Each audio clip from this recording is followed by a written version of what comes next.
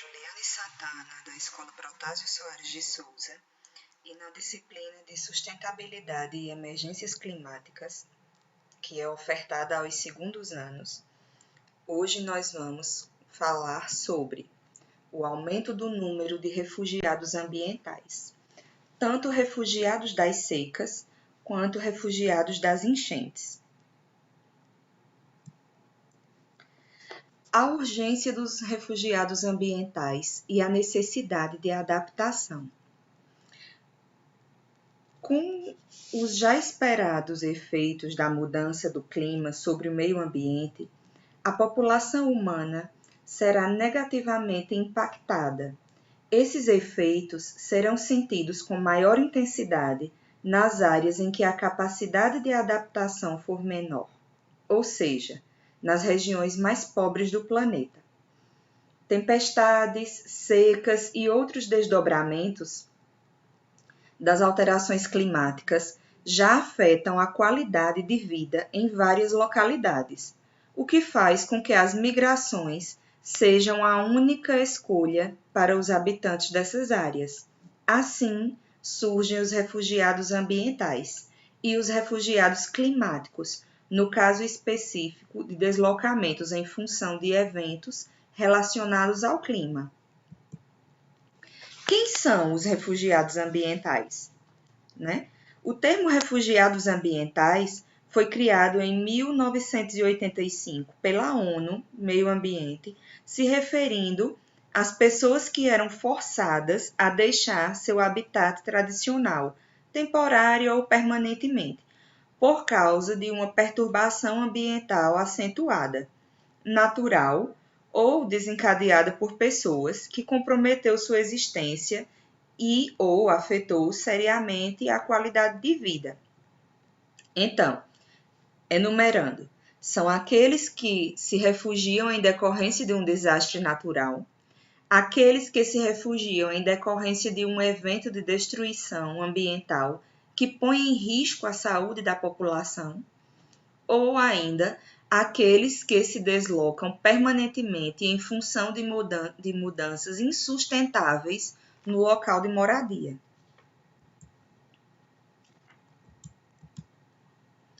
Para entender melhor a situação, quão significativos já são esses movimentos no mundo e onde se concentram? Os refugiados ambientais realmente têm seu direito de migrar reconhecido?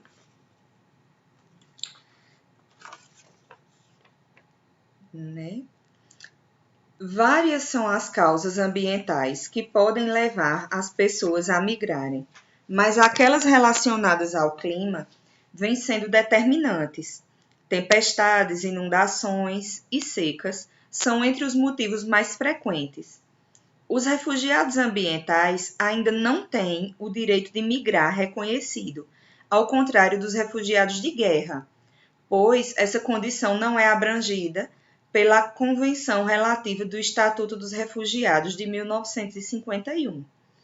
Avanços são necessários nesse sentido, pois a falta de regulações internacionais coloca a população de regiões pobres em situação de vulnerabilidade, mediante eventos extremos do clima.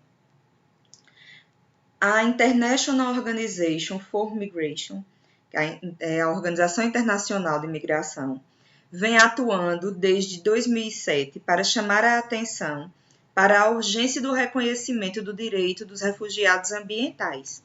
Em 2015, houve inclusão formal desses migrantes no Acordo de Paris, que criou uma força-tarefa para a discussão do tema entre os países signatários.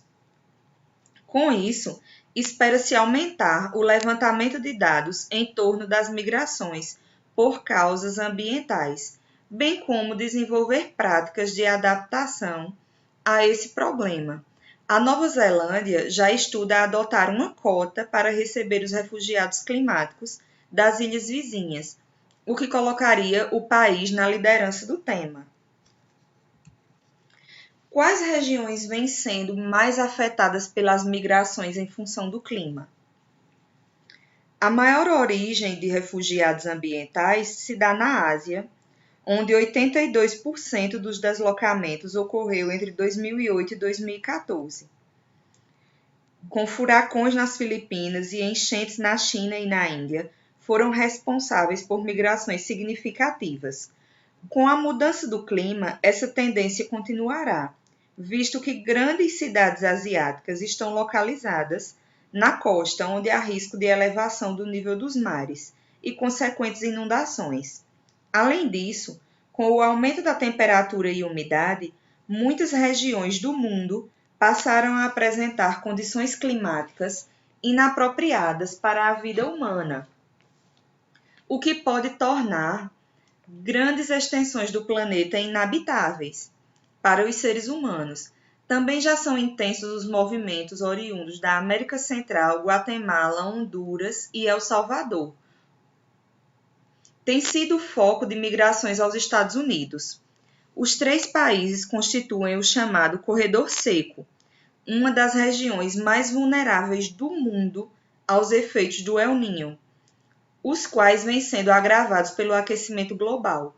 Como a capacidade de adaptação na região às mudanças climáticas é baixa, as populações não veem outra opção senão deixar o seu país. Com menores médias de temperatura e melhor infraestrutura para o enfrentamento das mudanças climáticas, a Europa é um dos principais destinos dos refugiados ambientais. Esse é um dado no estudo de pesquisadores da Universidade Columbia e foi publicado na revista Science. E revela a tendência de asilo na União Europeia entre 2000 e 2014, o que permitiu identificar que as solicitações cresciam quando a temperatura das regiões agrícolas dos países de origem passava dos 20 graus durante a época do cultivo. Segundo o mesmo estudo, se as mesmas emissões de gases de efeito estufa seguirem a tendência atual, com as temperaturas ao redor do globo aumentando entre 2,6 e 4,8 graus até 2100, as solicitações de asilo na Europa poderiam aumentar em até 188% até o fim do século, com 660 mil solicitações extras a cada ano. Como as populações podem se preparar para os efeitos das mudanças climáticas? Antes da gente falar disso, vamos falar um pouquinho das migrações internas. As migrações ambientais não se traduzem somente em movimentos entre fronteiras, mas também em deslocamentos internos, e isso já é realizado no Nordeste do Brasil. Além das razões econômicas, estudo do Centro Nacional de Monitoramento e Alertas de Desastres Naturais aponta para a interferência das condições do clima nas migrações em direção ao Sudeste.